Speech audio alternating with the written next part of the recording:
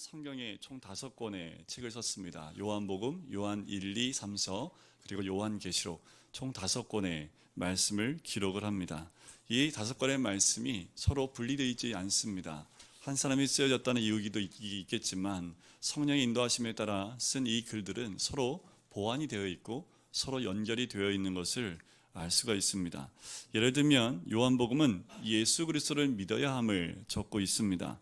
그리고 어떻게 예수님을 믿어야 되는지, 또한 예수님이 하나님의 아들이시고 또한 메시아이심을 적고 있는 책이 요한복음의 말씀입니다. 한편 요한서신이라고 있는 1편과 1, 2, 3서 전부는 구원의 문제, 또한 거기서 한 단계 더 나아가서 성화의, 성숙에 대한 문제를 다루고 있는 책이 요한 1, 2, 3서의 말씀입니다.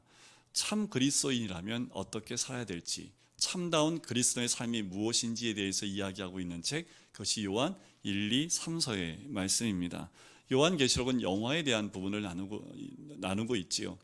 이렇게 구원과 성화와 영화를 따로 구분해서 말하기는 좀 어폐가 있습니다. 구원론에 의하면 이 세 가지는 함께 봐야 될 주제이고 함께 다뤄야 될 말씀이지요.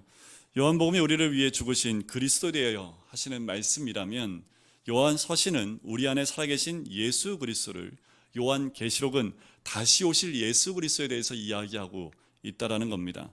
요한복음은 우리가 어떻게 예수 그리스도를 믿느냐가 초점이라면 요한 서신은 예수 그리스도를 어떻게 확신하고 믿을 수 있느냐, 거기에 핵심의 주제가 있습니다. 요한계시록은 예수 믿는 사람이 종말에 어떻게 살아야 될지에 대한 부분을 이야기를 하고 있습니다. 요한복음은 과거의 주님, 요한계시록은 미래에 오실 주님, 그렇다면 요한서신은 지금 나와 함께 하시는 주님, 그 주님과 어떻게 믿음의 확신을 가지고 살아가야 될지에 대한 부분을 적고 있는 책이라는 거지요. 요한 1서를 함께 나눌 텐데요, 이 요한 1서를 함께 나누면서 우리 안에 주님과의 사귐, 또한 믿음의 확신, 그리고 그런 삶이 어떤 삶인지, 또한 승리의 삶이 어떤 삶인지를 함께 나누게 됩니다. 요한 1서를 함께 나눌 텐데요, 제가 말씀을 준비하면서 많은 사람들과 대화했던 내용들이 좀 기억을 했습니다. 목사다 보니까 많은 분들과 대화를 해요. 그리고 목사에게는 좀 어려운 부분들, 기도하는 부탁들을 많이 하시지요. 그냥 목사가 다 듣고 해줄 수 있는 말은 딱 한마디입니다. 기도하겠습니다. 이거는 두 가지 중에 하나예요. 어떻게 해야 될지 몰라서 그냥 기도하겠습니다는 뜻도 있고요, 정말 기도를 하겠다는 뜻도 있겠지요. 정말 이런 문제에 대한 부분들에서 우리가 기도만 하면 될까요? 기도만 하면 된다면 우리 성경이 이렇게 두껍게 써 있을 필요가 없겠지요. 그냥 기도만 하면 된다면 이렇게 쓰면 되지 않을까요? 힘들고 어려우면 기도해라, 딱 한 문장만 주면 될 텐데, 우리 주님이 이렇게 말씀을 66권의 말씀을 많이 주셨다라는 거지요. 그것은 기도 외에, 기도뿐만 아니라 거기에 무엇이 더 있냐 하면 하나님 뜻이 무엇인지를 알아야 되고, 또한 하나님이 무엇을 뜻하시는지, 또한 어떻게 하기를 원하시는지 그 내용을 알고 기도하는 것과 모르고 기도하는 것이 사뭇 다르다는 거지요. 성경 말씀은 하나님 뜻이 무엇이고 또 하나님의 계획이 무엇인지를 알게 하도록 적어놓은 책이 이 성경 말씀입니다. 오늘 특별히 우리가 보는 요한 1서는 그 가운데 우리가 어떠한 하나님의 계획을 가지고 이 세상을 향한 하나님의 계획이 무엇인지를 바라보게 하는 책, 그 책이 요한 1서입니다. 더 나아간다면 우리 개인 한 명 한 명을 향한 하나님의 계획이 무엇인지 알려주는 책이라고 할 수 있지요. 사도 요한은 오늘 본문 말씀에 굉장히 놀라운 사실을 우리에게 알려줍니다. 궁금하신가요? 네. 예수 믿는 게 뭐냐 하면 주님과 사귀는 것이다 라고 우리에게 알려주고 있습니다. 그저 예수님을 믿는 것과 예수님과 사귀는 것, 그것은 굉장한 차이가 있습니다. 그러므로 자신이 예수를 믿는다고 생각하면 스스로 예수님과 얼마나 친밀하고 친밀히 사귀고 있는지를 돌아볼 필요가 있다라는 거지요. 예수 믿으시지요? 그렇다면 믿는 우리가 얼마나 예수님과 친밀하게 사귀고 있는지를 꼭 돌아볼 필요가 있습니다. 사도 요한은 자신이 예수님의 제자로 예수님으로부터 직접 말씀을 들었습니다. 또한 보았고요, 또한 만져도 보았던 사람이 사도 요한입니다. 그 말로 보았다는 그 말로 요한일서를 시작하는데 요한일서 1장 1절에 보면 생명의 말씀이라고 나옵니다. 또한 2절에도 보면 생명이라고 나오지요. 또 영원한 생명이라는 말도 나옵니다. 이 모든 것을 다 누구를 의미합니까? 예수 그리스도를 의미한다라는 거지요. 바로 예수 그리스도 안에 바로 생명이 있기 때문에 생명의 말씀으로 시작을 합니다. 우리 1절 말씀을 다시 한번 읽어볼까요? 시작. 태초로부터 있는 생명의 말씀에 관하여는 우리 손으로 만진 바라. 자, 요한복음에도 1장 1절에 뭐라고 나옵니까? 태초에 말씀이 계시니라. 사도 요한은 항상 글을 쓸 때 처음 시작을 태초부터 시작을 합니다. 왜 그럴까? 예수님이 언제부터 계신 분이기 때문에요? 태초부터 계시기 때문에 그렇습니다. 태초에는 예수님이 어떤 모습으로 계셨을까요? 말씀으로 계셨던 분입니다. 근데 그 말씀 안에 뭐가 있어요? 생명이 있죠. 요한복음 1장의 그 내용이 1절부터 18절 가운데 자세히 나오고 있는 말씀이지요. 그만큼 우리 예수님은 말씀이실 뿐만 아니라 생명을 우리에게 주시는 능력의 주님인 줄 믿습니다. 사람마다 참 성격이 여러 가지 성격이 있습니다. 그렇죠? 사람마다 참 사람에게 친밀하게 잘 대하는 사람이 있어요. 전 잘 못해요. 그게 잘 안 되는데 우리 둘째 녀석은 잘해요. 우리 둘째 녀석은 괜히 와가지고요 엄마 볼 한번 쓰다듬고 가고 가만 자고 있으면 아빠를 이렇게 건들고 가요. 뭐야? 그러면은 한번 이렇게 쓰다듬고 가요. 좀 특이한 놈인데 셋 중에 둘째 녀석만 그래요. 아침에 일어나면 조금 이렇게 눈 뜨고 있으면 엄마 옆에 누워가지고 엄마 얼굴을 이렇게 만지고 있습니다. 스킨십을 계속 하고 있어요. 저한테는 한번 혼났기 때문에 저는 이렇게 자는데 누구 만지는 거 되게 싫어하거든요. 그래서 새벽에 자는데 이놈이 와갖고 만지는 거죠. 뭐야? 그리고 딱 치고 말았는데 그 다음부터는 저를 잘 안 만져요. 근데 만지게 놔둘 걸 이런 생각도 드는데 자, 왜 이런 말씀을 드리냐면 세 자녀가 있는데 한 자녀는 특별히 그렇게 스킨십하고 친밀하게 대하는 그런 자녀들이 있더라고요. 주를 믿는 사람들도 마찬가지인 것 같아요. 특별히 이 사도 요한이 좀 그런 사람인 것 같아요. 뭐라고 1절의 말씀에 얘기합니까? 듣기도 하고 보기도 했지요. 근데 더 나가서 뭐예요? 손으로 만진 바라. 그러니까 이 말씀을 딱 듣고 보니까 사도 요한이 얼마나 예수님 곁에 가서 가까이 있었는지를 좀 짐작할 수 있습니다. 요한복음 13장의 말씀에 보면 마지막 만찬 가운데 그 옆에 있던 분이 누굴까요? 예수님 옆에 있던 사람이 사도 요한이었습니다. 그 품에 의지하여 누웠다라는 표현을 하고 있다는 거죠. 사도 요한이 얼마나 예수님 곁에서 예수님을 만졌던 사람이었는지, 그 예수님이 친밀하게 가까이 있었던 사람인지를 알 수 있습니다. 자, 이 말을 왜 썼을까요? 나 이렇게 주님하고 가깝다? 이렇게 하면서 뭐 자랑하려고 썼을까요? 그러진 않았겠죠, 그죠? 요한 일서를 읽는 모든 그리스도인들이 자기 자신처럼 예수님과 그런 친밀한 교제 가운데 나가기를 원하는 마음으로 이 1절 말씀을 쓰고 있습니다. 3절 말씀 한번 보세요. 우리가 보고 들은 바를 너희에게 전함은 너희로 우리와 사귐이 있게 하려 함이니 우리의 사귐은 아버지와 그의 아들 예수 그리스도와 더불어 누립니다. 자, 이렇게 얘기하는데 사도 요한이 우리와 함께 사귀자고 말하는 것은 그저 친하게 지내자는 뜻만은 아닙니다.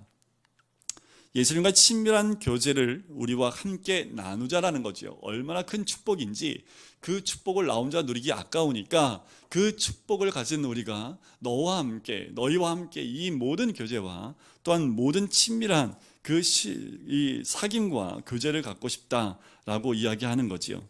사도 요한은 이 서신서를 읽는 모든 이들이 예수님과 친밀한 관계를 가지라고 간절하게 또한 간곡하게 권하고 있는 거지요. 지금 사도 요한이 우리에게 이렇게 질문을 하고 있는 거예요. 당신은 어떻습니까? 당신은 예수님과 친밀하게 사귀고 있습니까? 라고 우리에게 질문을 하고 있는 거지요. 그런데 어떠십니까? 주님과 얼마나 친밀하게 사귐을 가지고 계신가요? 친밀도를 어떻게 나타낼 수 있을까요? 그 사람과 얼마나 친밀한지를 또한 얼마나 가까운지를 어떻게 알 수 있을까요? 아까도 말씀드렸지만 세 자녀가 다 친밀해요, 그죠? 그런데 특별히 스킨십을 많이 하는 아이들이 있잖아요, 그죠? 친밀감이 높으면 높을수록 어떨까요? 스킨십이 많습니다, 그죠? 사랑하는 사람과 스킨십하는 건 당연한 거고, 우리 자녀들을 보면 이제 저희 첫째 아들도 중학생이 되다 보니까 목소리도 변성기가 왔고 이제 코스염도 좀 났고 그러니까 이제 그래도 엄마는 막 부비부비 하려고 하는데 이놈이 도망가고, 저는 또 이게 아버지니까 조금 이렇게 약간 거리를 두고 대하고 있는데, 윤솔이나 셋째 막내는요 늘 스킨십을 많이 해줘요. 저도 이제 끌어안아주고, 혼낼 때는 혼내지만 안 할 때는 안아주고 그렇게 하지요. 왜요? 그렇게 스킨십을 많이 하면 할수록 친밀감이 높아지잖아요, 그죠? 여러분들, 우리 주님과 얼마나 친밀한지를 어떻게 할 수 있어요? 우리 주님과 부비부비 많이 하시면 됩니다. 아이고, 목사님, 예수님과 어떻게 부비부비를 해요? 경험 안 해보셨어요? 주님과 이게 스킨십 안 해보셨습니까? 네, 오늘 이 말씀 안에서 스킨십, 주님과 친밀한 스킨십이 뭔지를 우리 사도 요한이 우리에게 얘기해주고 있습니다. 자, 예수 믿는 사람은 어떤 사람일까요? 교회 나오는 사람이 예수 믿는 사람이죠, 그죠? 그리고 이력서 안에, 종교란에 기독교라고 적는 사람이 예수 믿는 사람이죠, 그죠? 예수님 때문에 구원받은 사람이 예수 믿는 사람이잖아요, 그죠? 하지만 여기에 머물러 있기는 너무나 예수 믿는다는 표현이 너무 가벼워요. 예수를 믿는다는 것은 예수님과 사귐이 있다라는 거지요. 예수를 믿는다는 것은 예수님과 더 친밀한 교제 가운데 있다라는 뜻입니다. 그것이 예수를 믿는다라는 표현이라는 거지요. 그래서 사도 요한이 그 얘기를 하는 거예요. 만지고 보고 느꼈다, 보았다라는 그 표현을 쓰고 있는 거지요. 그 표현은 지금도 우리에게 쓰기를 원하고 있는 거예요. 우리 예수님은 생명인 줄 믿습니다. 예수를 믿으면 그 생명이 내 안에 들어온 줄 믿습니다. 우리가 예수 그리스도를 믿으면 다시 태어나는 줄 믿습니다. 그것을 뭐라고 얘기해요? 거듭남이라고 얘기를 하지요. 자, 우리 아기들이 딱 태어나면 어떻게 생활을 합니까? 어떻게 그 아이들이 살아갑니까? 엄마가 많이 안아줘야 됩니다. 그죠? 아기 태어나게 하고 새 생명 주고 난 다음에 그냥 두는 엄마는 한 명도 없지요. 새 생명이 태어나면 그 생명은 누구하고요? 그 어머니와 깊은 스킨십과 교제와 만남과 접촉이 있어야지 성장을 합니다. 자, 우리 안에 생명이 들어왔습니다. 그리고 우리가 새 생명을 얻었습니다. 그러면 그 생명을 주신 주님과 어떤 삶을 살아야 돼요? 더 깊은 만남과 교제와 그리고 스킨십이 있는 것은 당연합니다. 그래야지 믿음 가운데 있는 모든 성도들이 편함을 누릴 수 있는 거지요. 여러분들, 신앙을 글로 배우신 분 혹시 계십니까? 여러분, 이런 거지요. 수영을 글로 배웠어요. 그래서 수영하는 법 100권을 읽고, 자, 이제 나는 수영의 전문가야 라고 말할 수 있습니까? 없습니까? 네, 100권 딱 읽고 나는 이 대서양을 횡단할 수 있어 해서 바로 바다에 뛰어들면 어떻게 될까요? 죽어요. 자, 또 한 가지, 기도를 책으로 배울 수 있습니까? 기도 잘하려면 책 한 10권만 읽으면 돼, 이런 거 없지요. 기도는 어떻게 해야 돼요? 기도해야지요. 수영 배우려면 어떻게 해야 돼요? 수영해봐야 되는 거지요. 신앙도 지식에 머물러 있는 그 신앙은 사람을 바꾸지 못합니다. 진정 예수 믿는 사람은 예수님과의 진정한 사귐이 있는 사람이라는 거죠. 이런 겁니다. 예수는 포도나무고 나는 뭐예요? 가지니. 내가 예수 안에, 예수가 내 안에 있는 사람, 바로 그 사람이야말로 진정한 사귐이 있는 사람이라는 거지요. 그 말은 곧 무엇을 의미합니까? 주님과 내가 뭐가 됐다는 거예요? 연합이 되어 있다, 하나가 되어져 있다라는 표현과 같다라는 겁니다. 그래서 우리가 우리의 삶 가운데 주님이 나와 하나이기 때문에 하나된 삶을 가지고 나아갈 때 주님과의 깊은 교제와 만남은 당연히 올 수밖에 없다라는 거지요. 요한계시록 2장에 보면 에베소 교회가 나옵니다. 여러분들, 우리가 이 에베소 교회를 한번 보았는데, 에베소 교회는 어떤 교회입니까? 정통 진리의 말씀이 살아있던 교회입니다. 정통 보수신앙, 이 신앙을 갖고 있었던 교회가 에베소 교회였다는 거지요. 어떤 이단과 싸워도 넘어지지 않는 기독교 교리를 갖고 있었던 교회가 이 교회입니다. 그런데 웬걸요, 우리 주님이 이 교회 향해서 뭐라고 합니까? 촛대를 옮겨버리겠다라고 얘기합니다. 그 이유가 뭐예요? 처음 사랑을 버렸느니라. 그렇기 때문에 촛대를 옮기겠다라고 말씀을 하는 거지요. 사랑은요, 예수님과의 실제적인 사귐에서 나옵니다. 예수님으로 인해 흘러나오는 것, 그것이 사랑이라는 거지요. 주님이 허락하신 그 사랑은 주님과의 온전한 사귐과 하나됨에서부터 흘러나옵니다. 요한복음 17장 3절 말씀에 보면 이런 말씀이 있습니다. 영생은 곧 유일하신 참 하나님과 그가 보내신 자 예수 그리스도를 아는 것이니라. 영생, 말 그대로 그냥 그 글자를 풀어버리면 뭡니까? 영원히 사는 것. 그러나 성경은 영생을 그렇게 표현하지 않습니다. 영생을 뭐라고 얘기합니까? 안다라는 거죠. 누구를 알아요? 우리 주님을 아는 것, 예수 그리스도를 아는 것이라는 거죠. 여기서 안다라는 건요, 부부의 알미입니다. 지식적인 알을 얘기하는 것이 아니라 피부와 피부가 만드는 암, 그 알을 통해서 서로가 서로를 깊이 알아갈 수 있는 그런 만남을 의미하는 거고, 사귐을 의미하는 거고, 교제를 의미하는 알을 얘기하는 겁니다. 여기서 말하는 그 영생은 바로 그 주님과 밀접한 교제와 만남이 있는 그 사람을 영생하는 사람이다, 영생이 있는 사람이다 라고 얘기하는 거죠. 지금 내가 주님과요 함께 사는 거예요. 이 삶을 어디까지 사는 걸까요? 천국에도 그렇게 사는 거죠. 여기서는 주님 안방에 잠깐 계십시오, 저 나갔다 올게요 하고 주님은 안방에 모셔놓고 나는 외출하고 돌아오고, 이런 삶이 아니라 어디든지 주님과 동행하는 그 삶으로 어디까지 가는 거예요? 천국까지 가는 게 천국의 삶입니다. 우리가 가족관계나 교우관계를 맺을 때도 그 기본은 예수님과의 사귐에서부터 시작을 합니다. 3절 말씀의 뒷부분에 보면 이렇게 나오죠. 우리의 사귐은 아버지와 그의 아들 예수 그리스도와 더불어 누립니다 라고 얘기합니다. 사귐은 누구부터 누려요? 우리 하나님과 예수님과의 사귐으로부터 누린다라고 얘기하는 거지요. 부부관계, 부모와 자녀관계, 형제간의 관계는 모두 하나님 예수 그리스도와 함께하는 사귐에서부터 시작을 한다라는 겁니다. 자, 부부관계가 좀 안 좋아요. 부모 자녀 관계가 좀 안 좋아요. 그리고 형제 시간이 좀 안 좋아요. 그럼 우리 어떻게 합니까? 일단 당사자끼리 만나서 한판 하잖아요, 그죠? 네가 잘난 내가 잘난 한판 하잖아요, 그죠? 근데 예수 믿는 사람은 그렇게 하면 안 됩니다. 왜냐하면 모든 관계의 근본은 누구의 관계부터 시작하는 거예요? 예수님과의 관계부터 시작을 하는 거거든요. 뭔가 관계에 트러블이 생겼습니다. 그건 제일 먼저 누구를 만나야 돼요? 예수님 만나야죠. 관계에 틀어짐이 생기고 트러블이 생겼다는 얘기는 예수님과의 관계에 이미 문제가 생겼다는 겁니다. 그러면 부부관계를 먼저 해결하기 전에 누구의 관계를 먼저 회복하면 돼요? 예수님과의 관계를 회복하면요 문제는 해결되게 되어 있습니다. 그런데 우리는 어떻게 해요? 일단 당사자 만나서 따질 거 다 따져보고 내가 승리하면 관계가 회복될 것 같지만 절대로 그렇게 관계가 회복되는 것은 아니라는 거지요. 관계에 트러블이 생겼을 때 제일 먼저 그 문제는 예수님과의 관계에 문제가 생겼다라는 겁니다. 근데 가족을 볼 때 누구를 보면서 살면 됩니까? 예수님이 보이셔야 됩니다.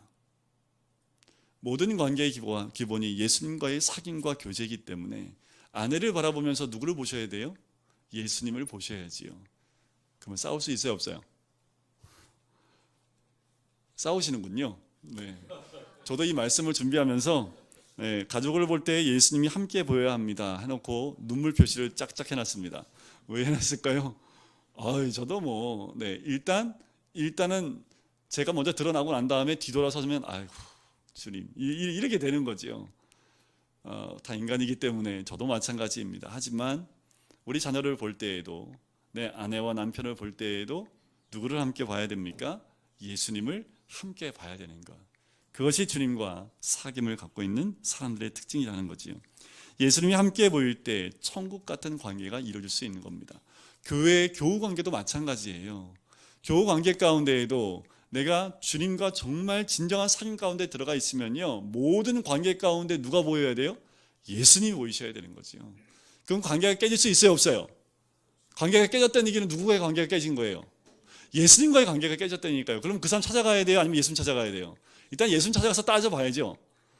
관계가 왜 깨졌는지 한번 보고 예수님이 관계가 회복되면요 사람과의 관계는 어떻게 해요? 해결됩니다.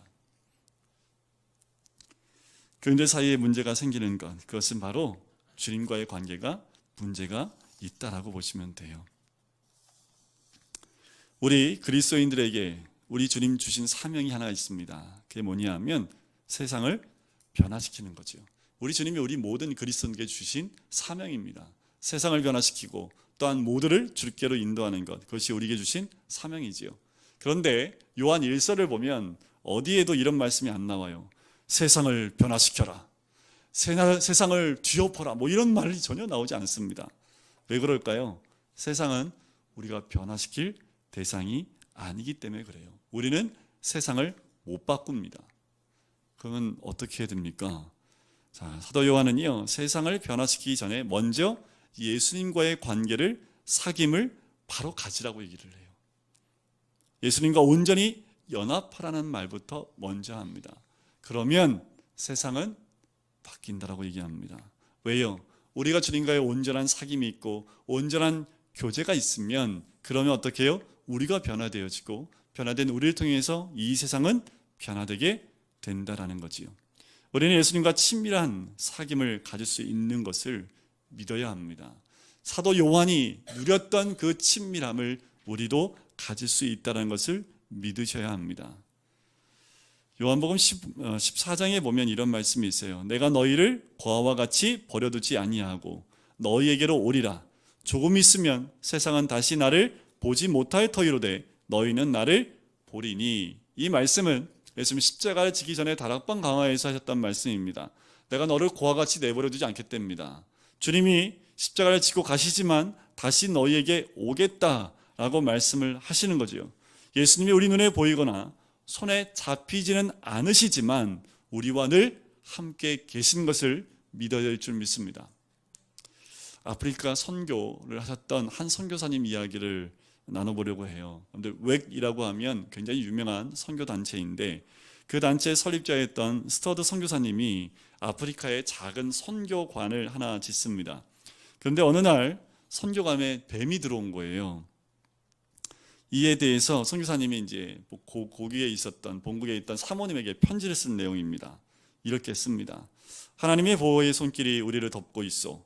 오늘 아침에 식사를 하자마자 아이들이 들어와서 침대에 뱀이 있다고 하더군. 담요를 들춰보니 가느다란 초록색 뱀이 있었어. 물리면 죽는다고 원주민이 일러주던 바로 그놈이더군. 간밤에 그놈과 함께 잔 거요. 그러나 하나님이 보내주신 사자는 아마 한숨도 못 잤을 거요. 이해 가시죠? 네. 이것이 이 선교사님의 고백입니다. 뱀이 이불 속에 밤새도록 함께 잤던 거예요. 이 선교사님 너무 피곤했기 때문에 그냥 골아 떨어졌는데 그와 함께 누가 같이 잔 거예요? 뱀하고 함께 잤지만 뱀이 한 번도 물지 않았다라는 거지요. 그 밤새도록 누가 자신을 지켜줬다고 이야기합니까?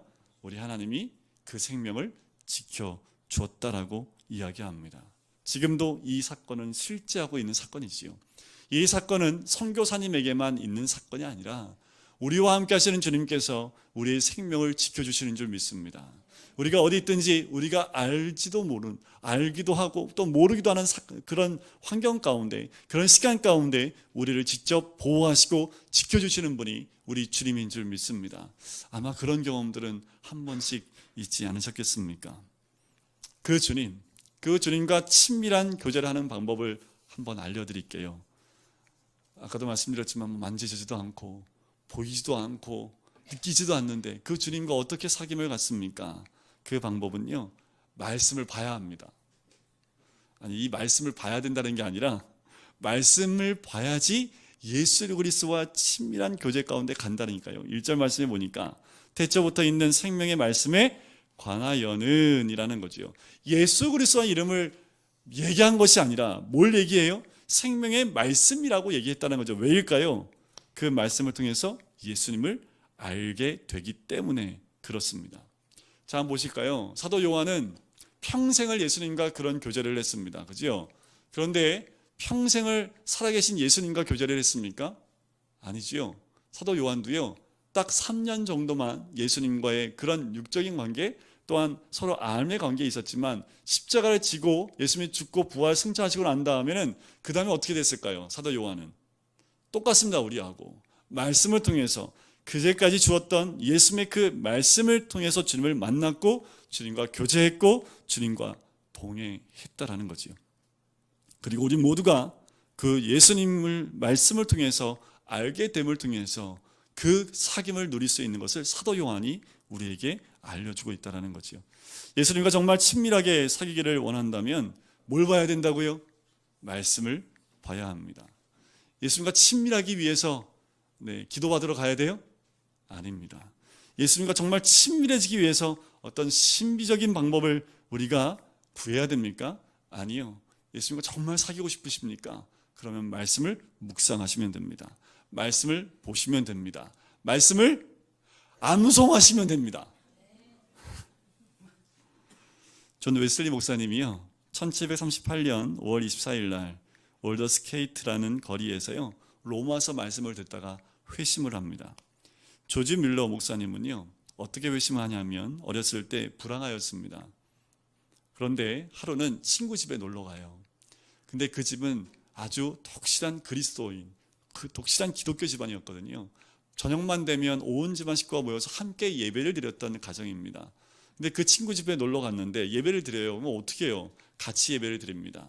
예배를 드리면서 이 조지 밀러 목사님이 이제껏 누리지 못했던 평안함을 그 가슴 속에 누리게 됩니다. 그리고 그 놀라운 평안을 느끼고 난 다음에 이 조지 밀러 목사님이 이렇게 고백을 해요. 하나님은 살아계시구나. 예수님이 나를 사랑하시는구나. 나를 구원하실 분은 주님이시구나. 바로 이 한 번의 예배와 말씀을 들음을 통해서 조지 밀러 목사님은 예수님을 영접하게 됩니다.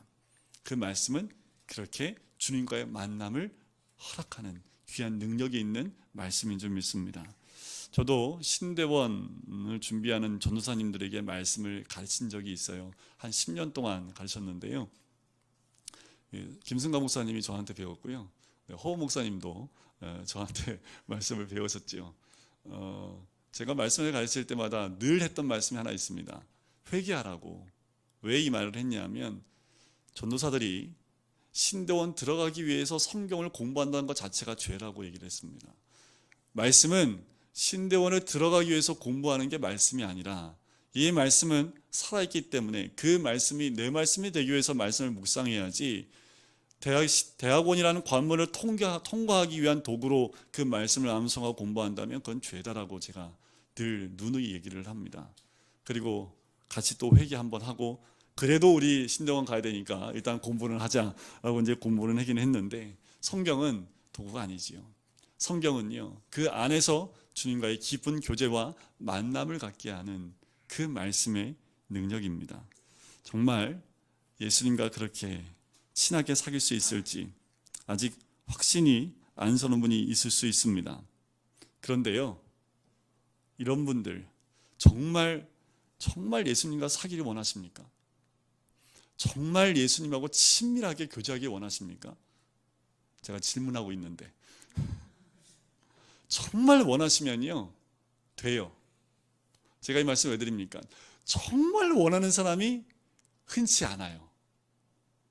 저도 하루 24시간 딱 놓고 제가 정말 예수님하고 친밀한 교제를 하고 싶어하는 그 시간이 몇 시간이나 될까?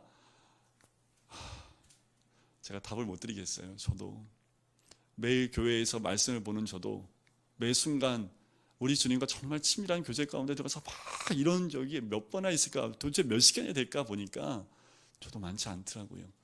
하물며 세상에 나가서 일을 하고 있는 우리 성도님들이 얼마나 그런 마음들을 가지고 계실까, 또한 그렇게 소원하고 있다 하더라도 그 마음을 얼마나 유지할 수 있을까. 하지만 확실한 건요, 정말 원하면 우리 주님 만나주시는 분인 줄 믿습니다.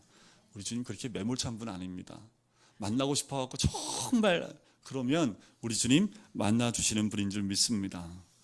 아까 말씀드렸던 그 스터트 선교사님이요, 하루는 선교관에 있는데 원주민들이 막 몰려왔대요. 그래서 너무 겁이 나가지고 왜 제게 오시나요? 여러분, 전 아무것도 드릴 게 없습니다. 돈도 없고 음식도 없고 오직 줄 수 있는 건 말씀밖에 없습니다. 그랬더니 원주민들이 그 선교사님 앞에 딱 무릎 꿇더니 이렇게 얘기했답니다. 우리는 아무것도 원하지 않습니다. 우리가 원하는 것은 오직 하나님, 그분입니다 라고 대답을 했다고 합니다. 여러분, 정말 주님과 친밀한 교제를 나갈 수 있는, 친밀한 교제와 사귐 가운데 갈 수 있는 방법 한 가지 알려드리겠습니다. 이렇게 고백하시면요, 오늘부터 주님과 정말 스킨십뿐만 아니라 주님과 안고 사실 겁니다. 제가 말씀드려 볼게요. 하나님, 저는 아무것도 원하는 게 없어요. 돈 아닙니다. 성공 아닙니다. 건강 아닙니다. 하나님, 저는 예수님 오직 주님만을 원합니다. 이 고백을 하면 오늘 당장 주님이 그래, 내가 너 그렇게 말하는 거 기다렸어 하고 와서 안아주실 분이 우리 주님인 줄 믿습니다. D.L. 무디 목사님이 이런 얘기를 하셨대요. 영국 거리를 가면 영국 거리를 걸어 다니는 사람은요 다 가난한 사람이랍니다. 마차를 타고 다니는 사람들이 있는데 좀 나은 사람이래요. 그런데 뒤에 시종 한 명을 거느리고 가는 사람이 있다면 그 사람은 부자랍니다. 그런데 시종을 2명을 거느리고 다니는 사람이 있다면요 유산을 많이 받은 사람이라고 얘기를 해요. 그런 뜻에서 하나님의 자녀들은요 가난한 사람이 한 명도 없습니다. 왜냐하면 항상 시종 둘을 뒷자리에 태우고 다니기 때문입니다. 시편 23편 6절을 보면 나의 평생에 선하심과 인자하심이 정녕 나를 따르리니 라고 했습니다. 그러니 우리 뒤에는 늘 선하심과 인자하심이 우리를 따르기 때문에 우리는 다 부요한 사람입니다 라고 D.L. 무디 목사님이 말씀하셨다고 합니다. 우리 주님과의 교제, 우리 주님은 그렇게 우리와 함께 동행하시고 함께 따라가시는, 또한 우리와 함께 동행하기를 원하시는 분이 우리 주님인 줄 믿습니다. 이제 요한 1서 말씀을 함께 같이 매 주마다 함께 나눌 텐데요. 요한 1서 말씀 함께 나눌 때마다 주님과의 더 깊은 교제와 사귐이 있는, 그리고 믿음의 확신을 갖는 귀한 시간이 될 줄 믿습니다. 그리고 요한 1서를 함께 묵상하면서 이 시간만큼은 더 주님과 긴밀하고 더 깊은 교제 그 안으로 들어가시는 우리 모든 성도님 되시기를 주님의 이름으로 간절히 축원드립니다.